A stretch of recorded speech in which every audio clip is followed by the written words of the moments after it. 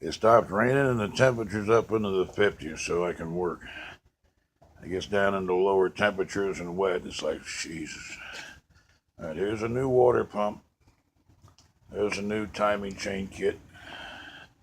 Tensioners are in little white boxes. That's what's left of your old ones. Um, I got it pulled out. Now, the right cam, that little L is the mark. And on the left cam, that little L there is the mark, what we're going for. Now, that draw tube there, I know there's plastic in that screen. There always is when one of those gets chewed up. But once the oil's out, I'm going to back blast it with 150 psi air pressure and then flush the pan out.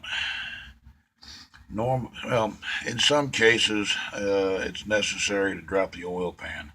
On this one, being it's a four-wheel drive and all that, I really don't want to do that because that's a major fucking undertaking for this vehicle. So, after I back flush it, I think I'll put my camera snake up through the oil pan drain plug hole, and take a look at it and see if there's much debris in the screen. I'm gonna guess this is about a $4,000 or $5,000 truck if everything's right on it. So I'm doing the best I can with this motor. Two websites, but not all of them, recommended replacing these. Now this little oil solenoid, it's a valve, and the computer turns it on. It kicks the variable valve timing in the hub here to shift it back and forth. Now they recommend replacing these when you do the timing chain because you already got everything open and they're only like $50 a piece. But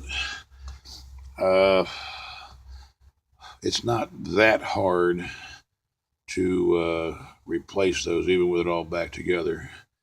It's just a screw here to release it, to pull it up, and the valve covers come off on both sides to get at them. You got two of them.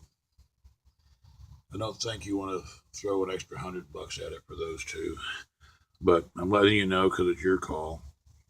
If it was my truck, I probably wouldn't waste the $100 on it until I know that they're having an issue. The block seems okay. Where the chains were chewing on the aluminum was just the housing and the guides and shit, and the oil pump. It didn't seem to damage the block. It was just here, the oil pump where it was chewing. It was out. And this is another issue. This, let's see, your crankshaft position sensor ring. I keep calling it a tone ring because does the same job as the ones you find in wheel bearings, and that's what the ABS system calls them. I showed you on one video how wallowed out the keyway is, so this one isn't usable. Advanced Auto has no listing for it. AutoZone, Napa, none of them seem to have a listing for it. I'm going to have to go to the Ford dealership with a VIN number and have them track it down and figure out what it is. Hopefully, it's not an expensive item. Regular parts as I could see maybe $20. Ford, fuck, they usually triple the cost of everything, so it might be upwards of 60, but I'll let you know. What else? Oh, I'll do a separate one for that.